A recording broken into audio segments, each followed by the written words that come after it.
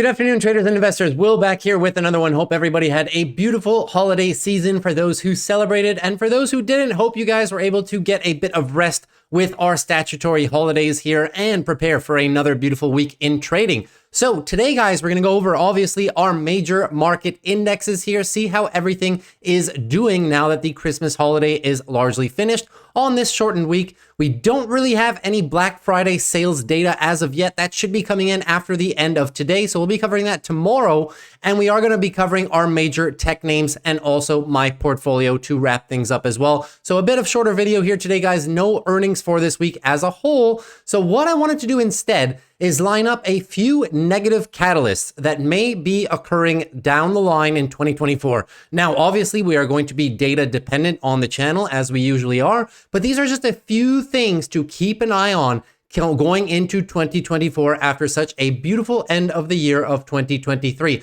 So without further ado, guys, let's get right into today's video. Now, SPY up 0.42%, QQQ up 0.61%, and very decent broad market performance as a whole. You guys can see that in terms of the market data here, we can see that everything is fairly broad market rallying, right? So everything looking very, very, very healthy as a whole. Big tech, bit of a muted day here today, but that's okay. It was made up for it largely in gains by financials, bit of gains in healthcare here, and semiconductors, again, with some beautiful outperformance, but very good market breadth as a whole, guys. Really, really love to see that. On the one-day relative, you will also see that everything is currently in the green. Energy with a little bit of a comeback here. On the one-week relative performance here, everything as well in the green. And on the 1 month, wrapping up the month of December in beautiful fashion. So will this continue, or will we have a slight little pullback coming into the new year? That is what we're going to take a look at here today, guys. I want to show you the fear and greed index as well.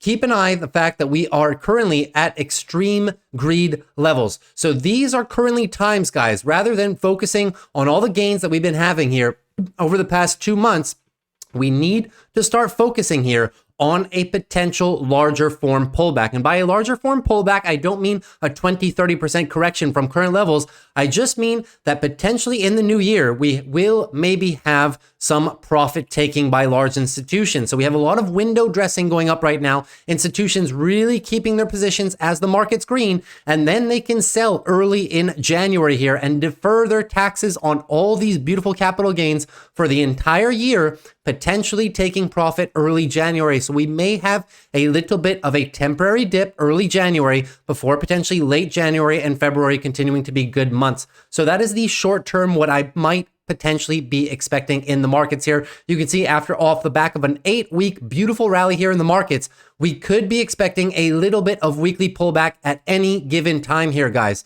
So that's why it's crucial to really keep an eye on this market performance on a day-by-day basis here. We're no longer overbought, but that profit taking could come into play as a lot of retail and a lot of institutions are holding large gains coming into the end of the year here. We haven't really seen much tax loss harvesting recently, but what we could see is early profit taking as soon as early January, as institutions and retail prefer to take profit early January so that they only have to declare those taxes, guys, in the next tax year instead of immediately in April by selling it before December 31st. So that is going to be one thing we're going to keep a very close eye on, guys. But whenever I see the fear and greed index here, where we're at extreme greed, we've had 8 weeks of up in a row, it may be time for a little bit of a pullback. No signs of it now, but that is what we are going to keep an eye on, guys. And that'll be a very beautiful opportunity to buy the dip, in my opinion. So before we get into our major technicals here, guys, let's discuss a few possibilities here as to why the market may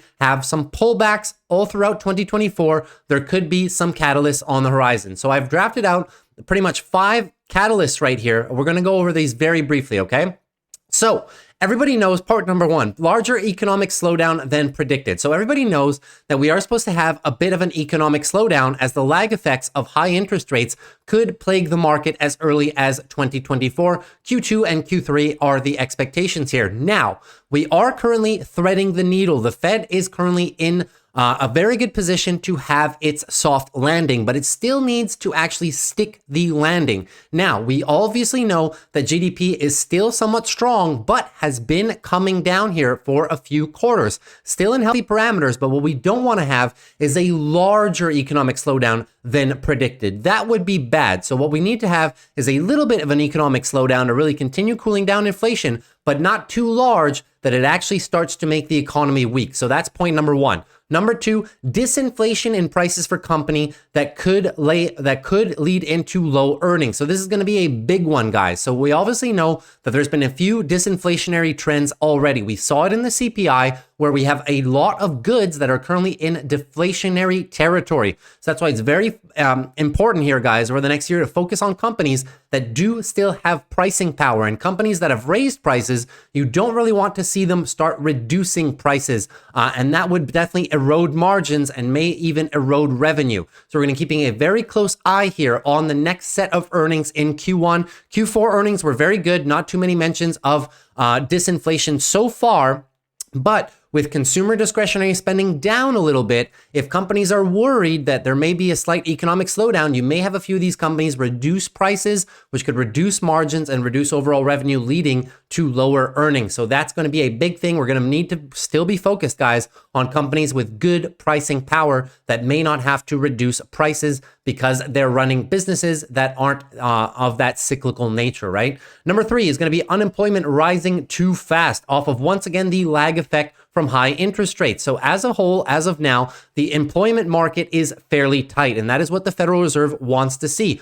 But if we do have initial spikes of unemployment, we're not forecasting them, but let's say the economy slows down more than expected, and you do get a slight uptick or a fast-paced uptick here in unemployment, that is definitely going to have a negative effect on the market. So that is going to be point number three. Very, very large points here, guys, but they're all pretty much due to the same thing. It would be due to an economic slowdown. Number four, China recovery. So currently China is in a bit of a recession, and the story is whether or not China will be able to pull itself out of this recession into 2024, or whether its economic slowdown will continue affecting the rest of the globe. Obviously, you guys know China is the second largest economy in the world after the United States, and we kind of need them. It's kind of a good synergy that we have between the US and China.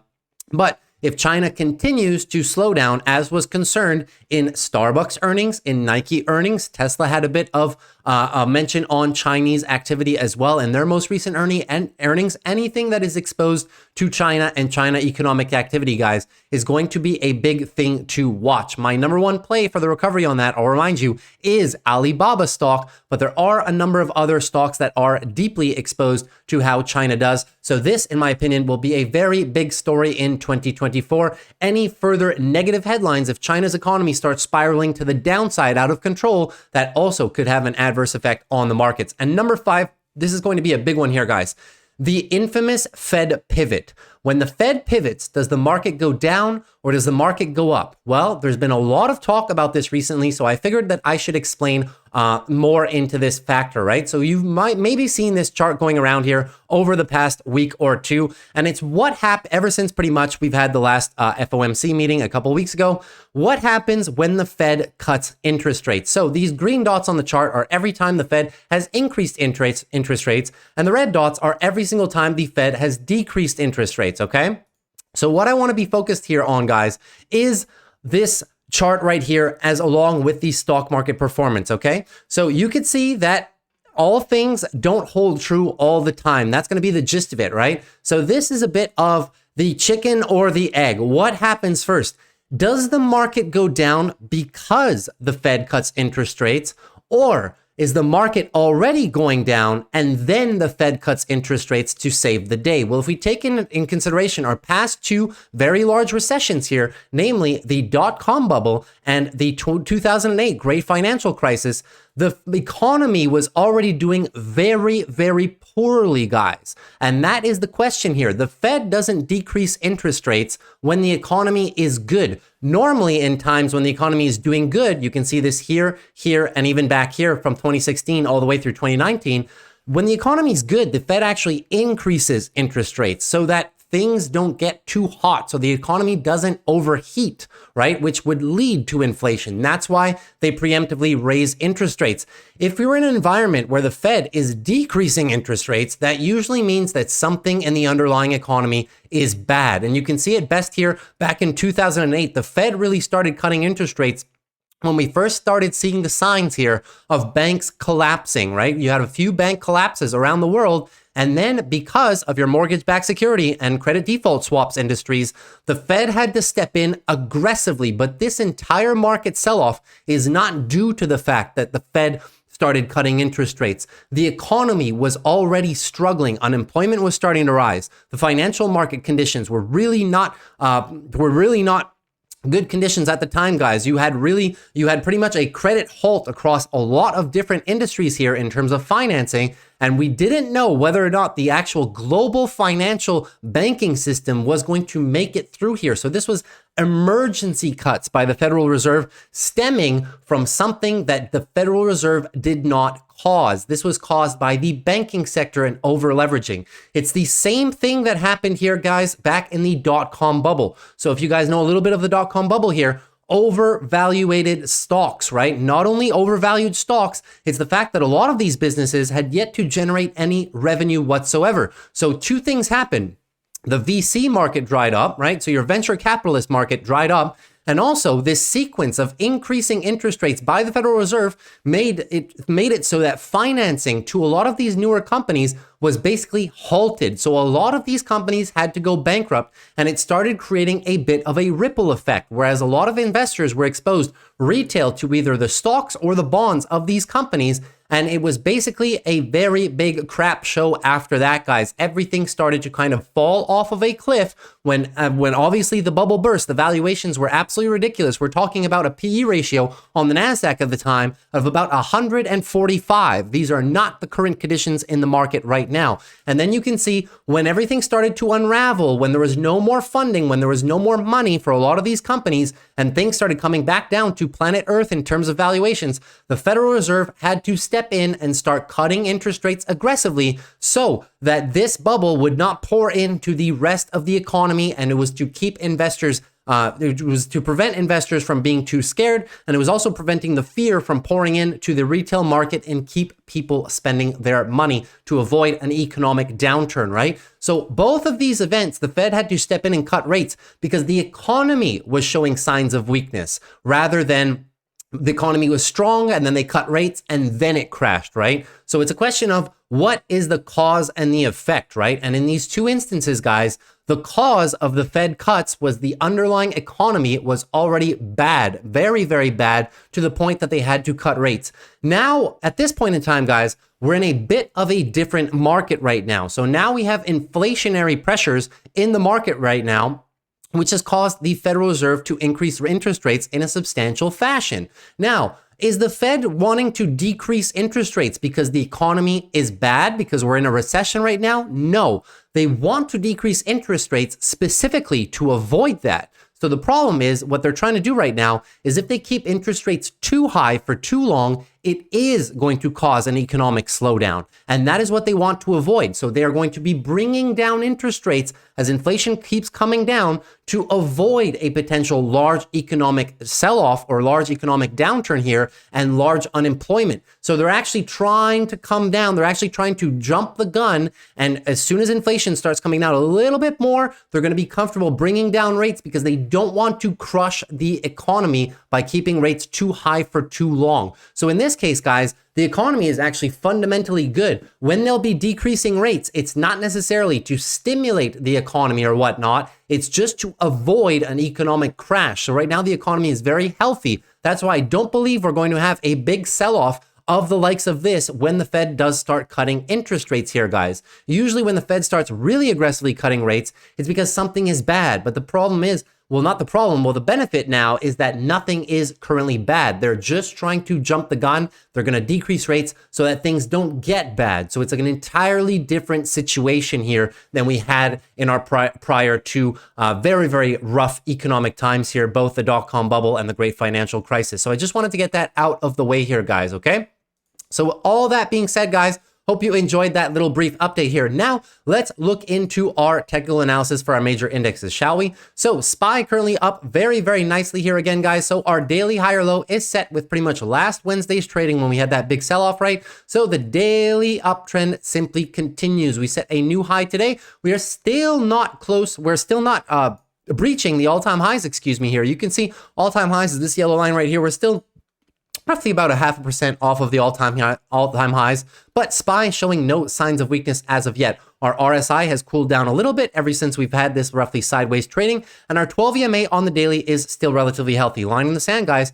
467.76. Wednesday's low right here is going to be the line in the sand, right? As of now, the bulls have the steady daily uptrend going. So any pullback right now is going to be for a higher low. Anything above 467.76 pretty much is going to be that daily higher low for further uptrend continuation. As soon as we lose this series of daily higher highs and higher lows and get into a daily downtrend, that is when you're going to have your more meaningful weekly correction. But as of now, guys, everything's still looking good, but keep an eye.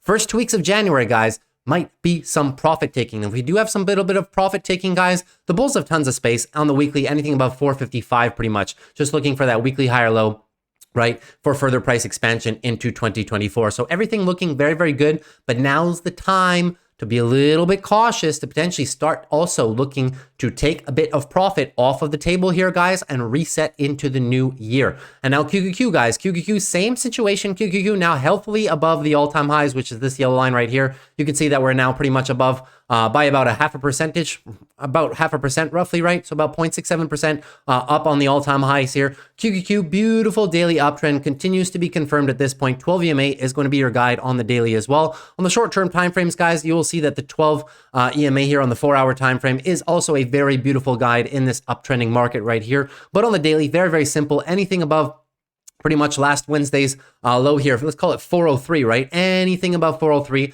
just looking for a daily higher low for further uptrend continuation here. On the weekly, everything is still looking very, very good with the start of the new week right here, right? Nice, beautiful weekly uptrend. But if for ever which reason we start losing the series of daily higher highs and higher lows into the new years as there's some profit taking, it will just be for very healthy weekly consolidation, guys. Anything above pretty much 380, 355 is just going to be looking for a weekly higher low for further trend continuation here into 2024. No red flags whatsoever, just getting a little bit lofty here, guys. I was also listening to CNBC a lot today. They ran a piece for about 5 minutes where they were questioning, where are the bears? So apparently the bears have been running with their tails between their legs and everybody is now pivoting bullish. Well, that is when you have to look out for the other direction here, guys. So keep a very close eye on your short-term price action. As soon as you see the bulls lose this series of daily higher highs and higher lows and setting the daily downtrend, you know we're in for weekly consolidation, and that is going to be the time where we are going to be looking to load up more buys here. So just keep a very close eye on that. Now moving down to financials. Financials still setting up pretty nicely here, up 0.4% on the day. Still kind of bull flagging here at the top, right? So financials set up very beautifully. We're going to continuously keep an eye on this area of support. 37 down to $36. I know it's red. It used to be resistance. Now we will be using it as support, right? So the bulls set up very, very beautifully, right? They are now in the process of regaining this daily uptrend. Daily downtrend was set by the bears. Very, very short-term daily downtrend. Barely got us down to the 12 EMA. Now the bulls have engulfed. So we will be looking for the daily uptrend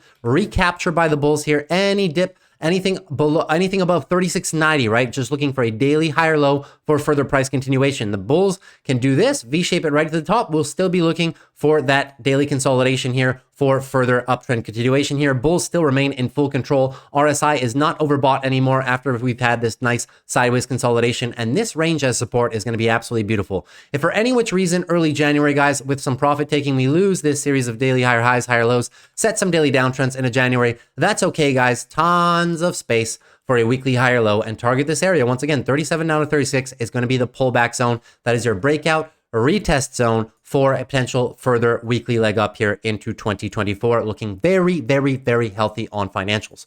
XLV Healthcare. XLV Healthcare also looking very good here, guys. Still within our little range here, 136.50 all the way down to about 132.75 is going to be that range. Why? It has been the biggest area of congestion all of 2023. So the bulls are still having to deal with this entire area here as a bit of chop zone, a bit of resistance here. Still trying to break through that right now. You can see that best here. Daily downtrend downtrend was set by the bears once again over the last week. And now the bulls have engulfed the most recent selling leg down by the bears here. So we're looking to reset the daily uptrend to the bulls at this point. Anything above 132.75, just going to be looking for a daily higher low for further price continuation here as soon as this move does top out. The bulls are in full control at this point. The weekly is looking very, very, very good as well. It would look even better if we can really get over this 136.55, close above here, breakout, retest this zone as support, and then move higher for 2024. But everything looking so good. As with the other indexes, guys, if we lose this series of higher highs and higher lows and really start consolidating downwards into January, that's okay. Tons and tons of space here, guys. Target the lower bound right here, 132.83, and your moving average is right down here in the 132 pocket. That's going to be for a weekly higher low for further price continuation. So two possible scenarios on XLV. Either we pull back, lower bound of the range and smash this in 2 shots, or we can do it in 1 shot and then sit on it right there and move to the upside here. But both signs do point to a very bullish uptrend into 2024. Now, IWM Russell here, guys. Very strong move by the Russell, finally breaking clear above our resistance zone and now pushing higher, right? So this area of resistance is now fully clear. This has been a year and a half of resistance. Bulls seem to have made very quick work of it, guys, right? It didn't take that long. I was expecting a bit more fight from the bears, but we did not get it. So very good performance by your market bulls here on IWM Russell. The daily higher low is set. And now we are on to a new daily uptrend leg. So that means that anything above 196, guys, any pullback above 196, looking for your daily higher low, potentially going to use this area as support right here, breakout, retest, and then continue moving higher. Everything on the weekly is looking beautiful as well. No signs of pullback as of yet, guys. That would only happen if you lose your daily series of higher highs, higher lows, set the daily downtrend. Then you would have weekly consolidation. But as I said, any weekly consolidation now, it's going to be a breakout, retest of your massive new support zone here. And that's what I think the bulls are going to be able to hold and make another push here into 2024. So everything looking very, very, very solid on the Russell. We will cover the monthly closes on Friday.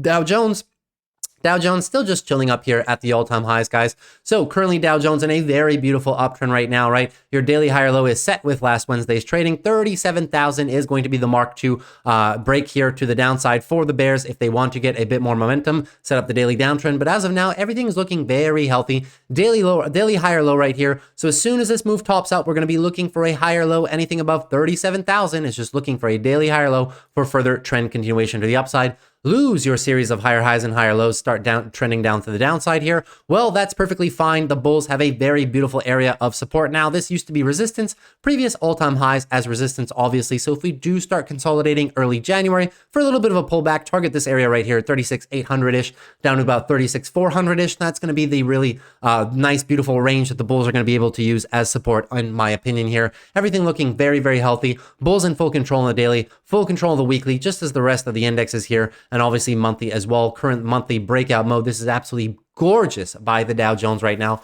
We'll see how they end the month of December. So that's pretty much everything for the indexes here. Let's take a quick look at crypto here before we move on to our tech stocks. So Bitcoin still with some very beautiful consolidation sideways here, guys.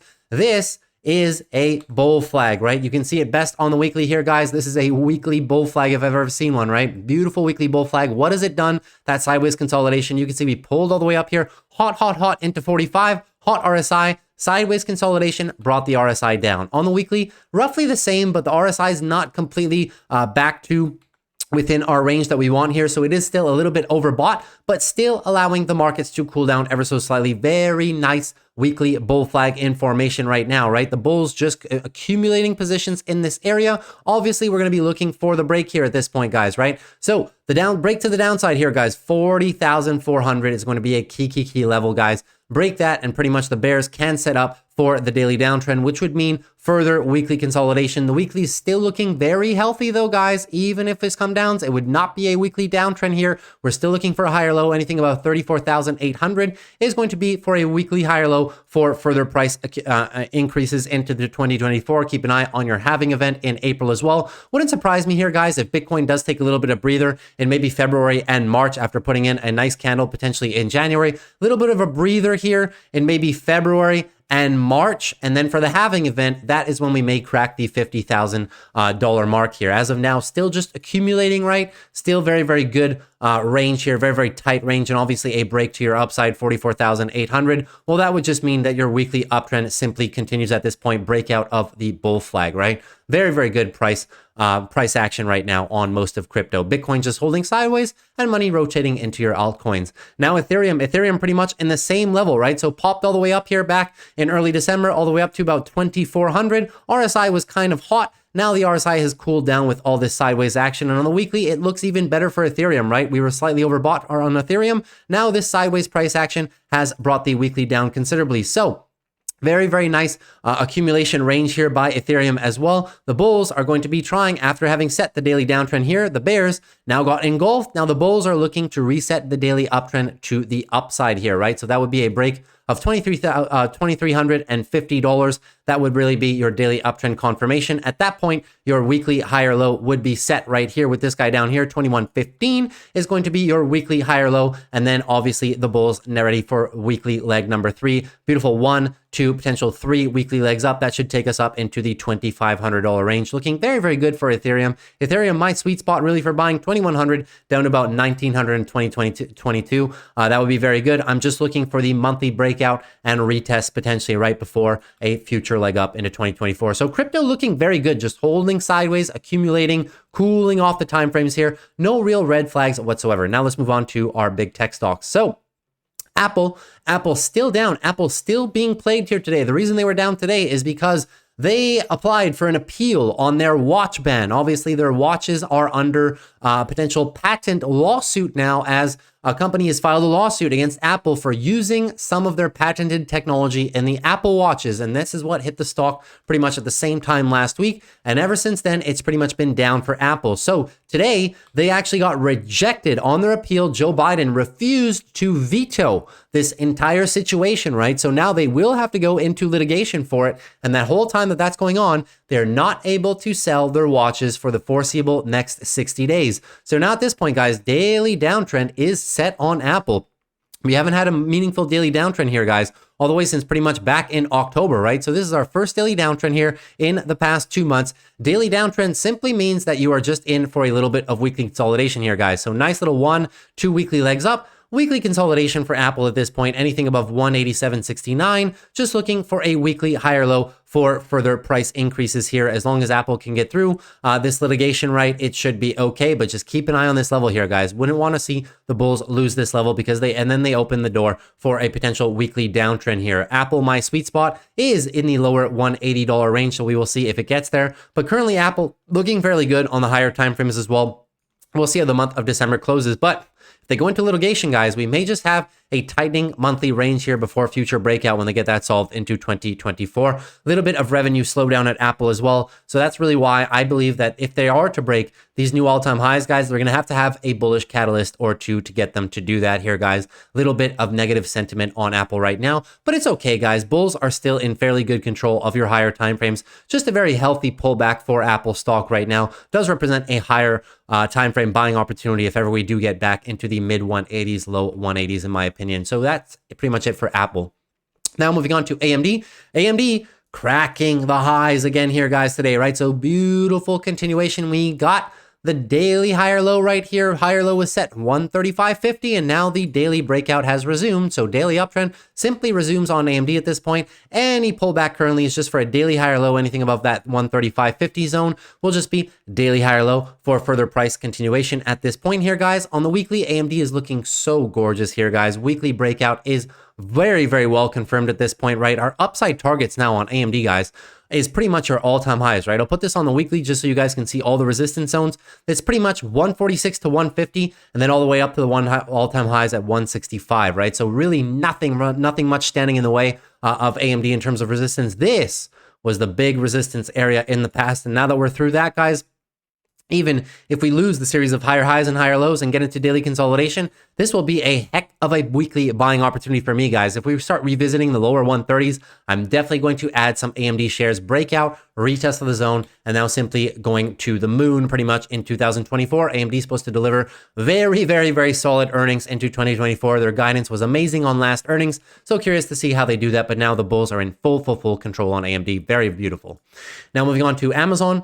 Amazon still hovering sideways a little bit, but that's okay, guys. This is a daily bull flag if I've ever seen one, right? So beautiful consolidation as long as the rest of the market stays positive. I do believe Amazon is still due for a further push to the north, right? After breaking out of this 148 to pretty much 143 zone. Let's call it the average of 145 range after breaking out there, showing very, very good signs of strength here, guys. So pretty much make this big move up here, bull flag at the top, accumulation zone for potential breakout here. Still looking for a daily higher low right here. All of this is sideways action within the last few candles. Still looking for anything above 143.77 to be a daily higher low for potential future price increase. Amazon, you can see it best on the weekly here. Weekly breakout is currently underway at this point, right? So anything above that same level, 143-ish, anything above that is going to be for a weekly higher low for potential price increase on Amazon. And I do believe this weekly leg on Amazon is going to continue and bring us all the way into our $164, $170 range. That's the next area of resistance. So keep a very close eye on that. No red flags for Amazon as of yet. And even if the bears do start getting it to pull down, this area right here, guys, is going to be extremely tough for them to get through. It was resistance for a very long time. Big chop zone here. I do believe it acts as great support before future price increases into 2024. Amazon, keep an eye on them, guys. Some of your best value here in terms of big tech, still roughly 20% off the all-time highs. Now moving on to Google. Let's pull them up real quick. So Google still kind of struggling here with the new 52-week highs. They did hit a new 52-week high today, but you can see here, guys, they're kind of not, it's not the moonshot breakout, right? They're kind of just struggling to break above these areas right here, the whole 142 and a half area. But that's fine, guys. Google is doing very, very good. Set the daily uptrend back here. Google looking very good. Any pullback, as soon as this move tops out, any pullback is just for a daily higher low. Anything above 131, just looking for a daily higher low for further price increase. Now we have some beautiful support. Look at this, guys. Your 141, 140 level, this whole pocket right here, previous resistance. You have your moving average coming in here as well. So it's going to be very tough for the bears to break much below that without a fight from the bulls before a next future leg up. We're also above this whole area as well, right? This whole little patch right here, let's call it about 142 down to 140, big chop zone for Google. And now that we're above that here, guys, we're going to be using all of this price action. We're talking 142 down to pretty much 140 as support. So going to be very tough for the bears to break through that, in my opinion. Google also looking excessively good on the weekly here. Inverse head and shoulders pattern has now broken to the top here. So looking for some follow through from Google. Google price to earnings ratio for the foreseeable future, for not the trailing 12 months, that's right here, but forward PE for 2024 is about a 22, 23 right now. So representing some good value as well here on Google stock. And Google stock, you can see they're fairly close to the all-time highs, guys. We're running into a bit of resistance now, 144. As soon as we break 144, guys, it's right onto our 150 all-time high areas, right? So very, very good for Google. Google looking very strong. Love to have them seen them broken out of this 130 zone, start tackling the higher 140s, and now using this entire area here as a bit of support to then put in another leg. Google looking very healthy, right? Weekly uptrend is confirmed as well. And now you also have, with the close of December coming up in a few days, probably also have your monthly breakout as well. So everything looking great for Google. Meta, give me 1 second. Meta, healthy day on Meta as well, guys. 0.41% to the upside. Can't really tell on the candles because they're kind of sideways here. But Meta, no red flags whatsoever, guys.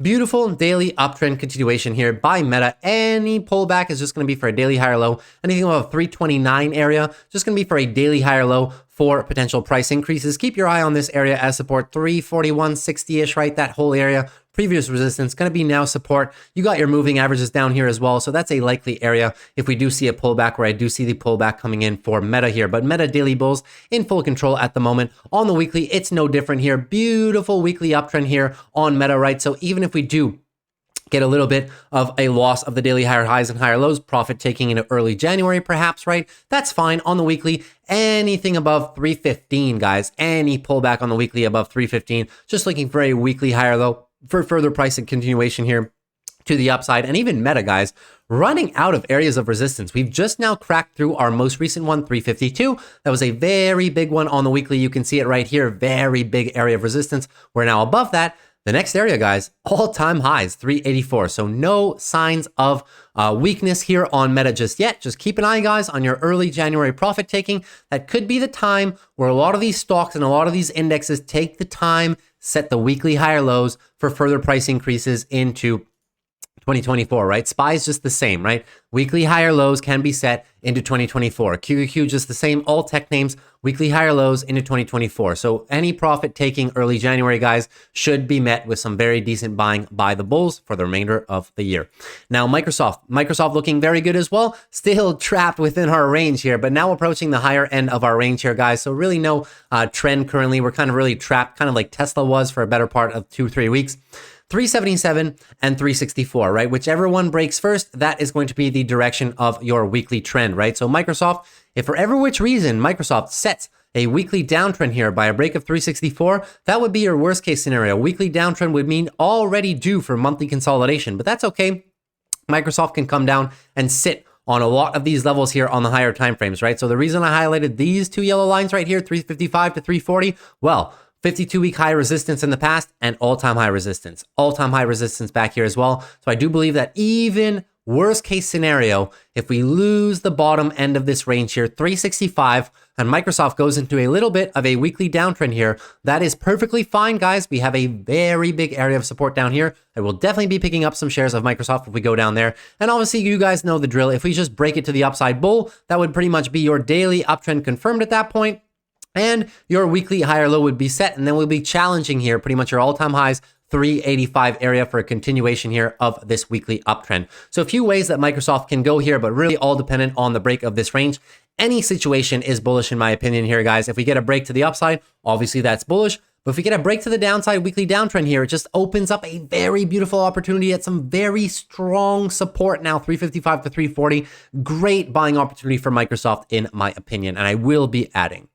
NVIDIA looking fairly decent here as well, guys, up almost 1%. NVIDIA just consolidating sideways here a little bit, right? So daily uptrend was set right here. We do have our daily higher low right here at about 481.36. So this is going to be the line in the sand here, guys, right? Why? Because we're currently daily higher low, currently looking for the continuation of this daily uptrend. That would be a break of 503.44. But the bears have an opportunity to really send this into a daily downtrend currently. A daily downtrend would just mean that we are in for a bit of weekly consolidation. And we brought this up last week here, guys.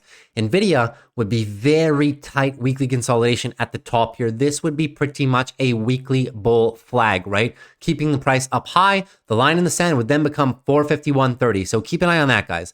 If we lose 481.14, set the daily downtrend, all your focus needs to come down here. Why? It's your weekly higher low. Lose this level, you set a weekly downtrend. At that point, your monthly will not be able to break out either. It may just be due for more weekly and monthly consolidation at that point. So keep a very close eye on this level as number one. 481 level, break of that, you do have a daily downtrend. And then daily downtrend, they can't bring it down too much, guys. 452-ish area, 453. That's going to be the area to watch, guys. Lose this, you lose the weekly uptrend. You could be due for a bit more accumulation in this massive range here between $500 and $400 pretty much. That's NVIDIA has been doing for a better part of the last 5 months at this point.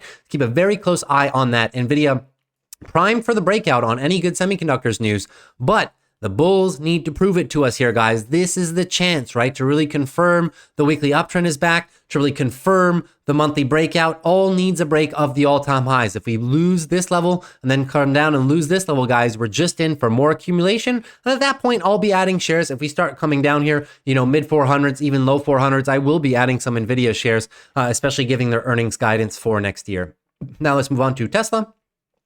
Tesla looking fairly good here as well, guys, up about 1.68%, but still struggling, guys, with the 258, 259. It's been a very solid area of resistance. And you couldn't really tell that much on the chart, right? It's not that big. Truly, the upper end of it is really 262 to 265. That's a bigger area in my opinion. Why they're currently struggling with the 258 area, you know what I mean? It only came back a few times in the past right here. And pretty much this is the kind of like the lower end of this resistance area right here. I would put it more 262 to 265. But for some reason, the bulls have been struggling with this 258 level here. It still looks good though. Everything looks good, all considering, right? We currently do have a very, very nice daily uptrend. So daily uptrend is set by the bulls. Any pullback at this point is going to be for a higher low. Anything above 246.66, 246 level is just going to be for a pullback for daily trend continuation at this point, right? currently in a bit of a tightening range. So even if the bears do come down, we can tighten up this range ever so slightly here into our deliveries numbers, which are going to come out early January. So I do think the market is maybe waiting for those delivery numbers, because if it does start charging to the upside here, we're going to need some pretty good positive catalysts here to get through this 268 level and onto pretty much our 280s, right? So I do think that that relies on deliveries as well. On the weekly here, guys, we are still in weekly uptrend motion right now. So even if we do get a pullback by the bears for some bad deliveries numbers, anything above 228.40 is just going to be looking for a weekly higher low. And now obviously we have this whole area, guys, as support, right? This whole area of previous chop zone range between 245 and 230 is going to be a big area of support for your weekly bulls, right? To pretty much rely on at this point. Moving averages are stuck in that range as well. And on the monthly, guys, I'll remind you, Tesla just looking for this monthly breakout pattern to complete. So remains to be seen. Can they do it with deliveries? We had some good news come out of China over the past couple of weeks, guys, saying that Chinese deliveries have been very, very, very strong for Q4. We'll bring that up on the channel tomorrow when we cover Tesla. Don't have the article ready right away, but just thought you guys should know. So maybe deliveries are in for a surprise to the upside. I am definitely hoping for it. I do have a lot of Tesla shares myself here, and I do think that Tesla is poised to get back to the $300 range here over the next quarter, as long as their deliveries and their guidance are strong. Now moving on to Palantir.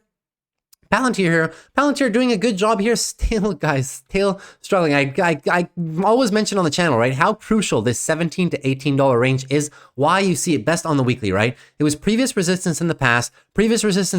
Yes, we had this blowout moment where it got through it, but for the most part, it's been a big area of resistance and now acting as support. So bulls still hanging on for their lives here, guys. The line in the sand is still this $17 level, right?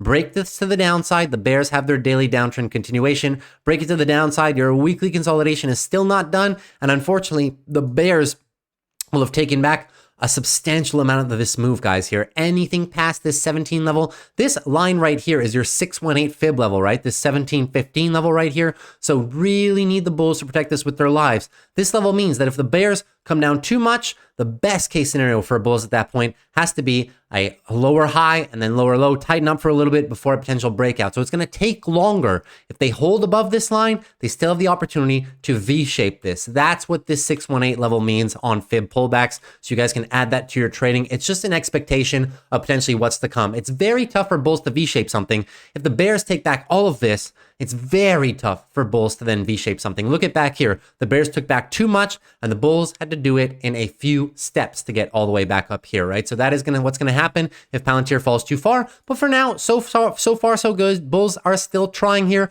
Would like to see them break above our $18, $18.16 moving averages here and start using these moving averages as they've done so beautifully in the past as support. So we need to see the bulls play more defense here and really start giving us a new daily uptrend to confirm that our weekly higher lows are set down here. But so far, so good on Palantir. Still a decent buying opportunity. And obviously, if it falls lower, I will be buying more. And now lastly, PayPal.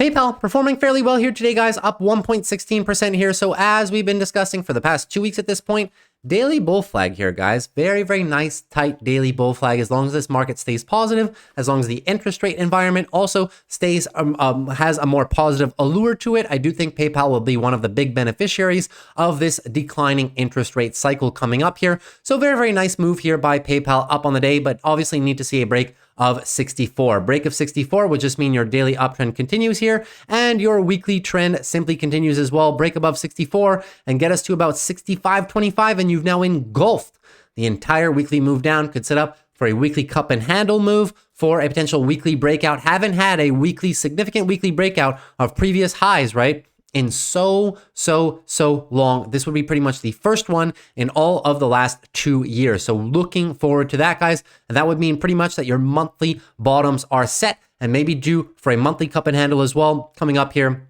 And now shining on to maybe the $80, $90, $100 range throughout 2024, providing that the market is relatively bullish and investors start coming into PayPal as more of an undervalued play. So PayPal looking fairly good here recently, guys. But if we do get a little bit of a breakdown, that's okay. Even if the bears come in here and set a daily downtrend, we have this whole chop zone right here, right? This whole $60 to roughly $57 range right here. That's going to be very tough for the bears to get through, in my opinion. So PayPal still looking very good. Bulls are in short-term control of the daily, and this weekly move has been very, very, very beautiful. Just haven't really seen the exponential weekly moves that a lot of other stocks have seen. So PayPal just grinding away. Need to see them really get up to about 65.25 for the rest of that weekly move to be engulfed. That's pretty much everything that I had for you today here, guys. Let's go into my portfolio very quickly. Not much has changed. All right, so taking a look into the portfolio here today, guys, you can see that as the rally continues, we are now up 73% year-to-date gains. That is roughly over 3 times better than the SPY. SPY currently roughly 24% year-to-date. So we have been continuously outperforming the SPY for a better part of the entire year at this point. Portfolio currently at its year-to-date highs right now. On terms of the NASDAQ here, we are also outperforming the NASDAQ. NASDAQ currently standing at around 45% with the end of trading here today, and we're up all the way around 73%.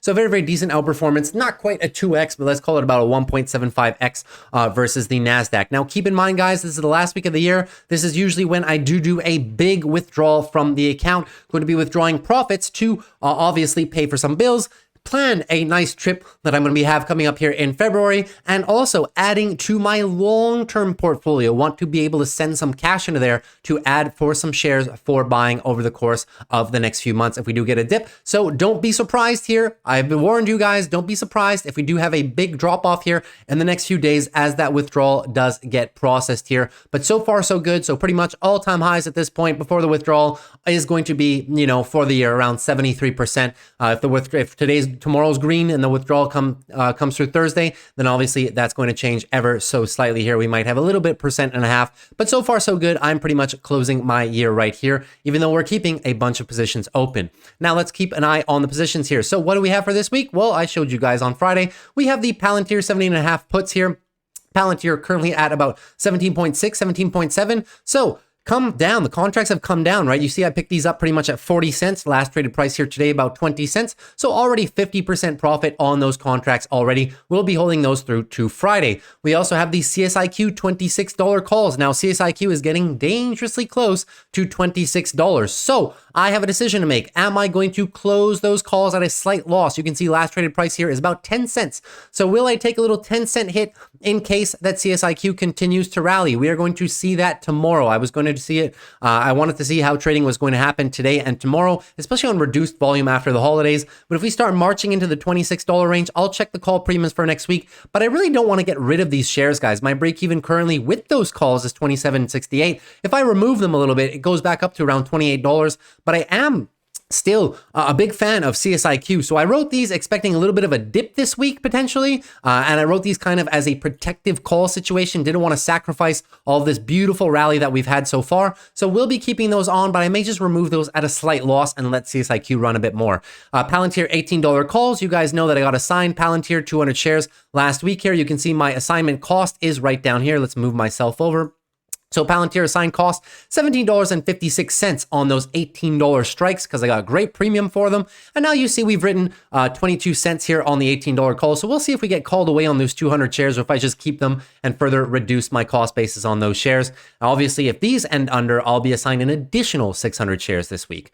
Now, Google 141, same situation here, guys. Google, I was just in potentially forecasting a little bit of a dip here early into the week as we have low volume and whatnot. I know I was praising for the Santa Claus rally, but you always have to play both sides, right? Extreme greed. I kind of wanted to protect myself ever so slightly on some positions that had some decent profits accumulated. So Google 141s, we'll figure out what we do with them towards the end of the week here. Google obviously trading around the 142, 142.5 range now. And on the call premium that I had, the market price is currently under on those calls, so I'm currently in profit ever so slightly, so we'll see if we either take those off or just let them expire and let the position get called away Friday. One only added today here, guys, and that was Trade Desk. I wrote the $72 puts for about 44 cents, and you can see Trade Desk here is a nice little bottoming process here, guys. We are simply looking at this point, right?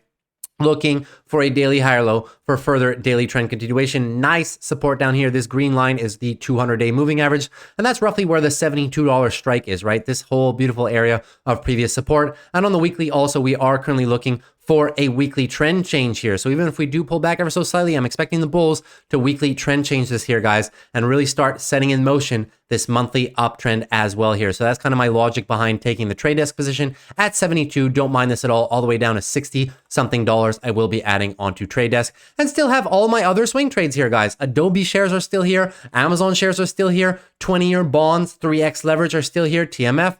Oracle shares are still here. ETH and Bitcoin have to add to those. Haven't added to my initial position. We're up on those a little bit. BABA, still have my BABA shares, not in covered call territory. CP, still riding this one. Haven't wrote covered calls on it yet. Google, we covered. Nike, still have those. Got a sign last week. Still riding those, not in covered call territory just yet. Starbucks, still have those as well, not in covered call territory just yet. Palantir, we covered. PayPal, still have those. You guys know, long-standing position on the channel. CSIQ, still have those as well. And my Canadian banking shares now about up $1 from our average cost after having DCA'd the entire course of the year and collecting beautiful dividends here, guys, over the course of the year. So that's pretty much everything I had for you guys today. Hope you guys enjoyed it. If you did, consider dropping a like on the channel. Really appreciate it. Helps me out for the algorithm. And if you're new here, consider subscribing to the channel. 520 subscribers here, guys. I can't thank each and every one of you enough for it. Your participation has been amazing. And as always, guys, any questions at all, macro, technical analysis, stocks, options, you guys name it, leave it down below in the comments and I'll get back to you ASAP. So take care. I'll see you guys tomorrow after the close. Peace.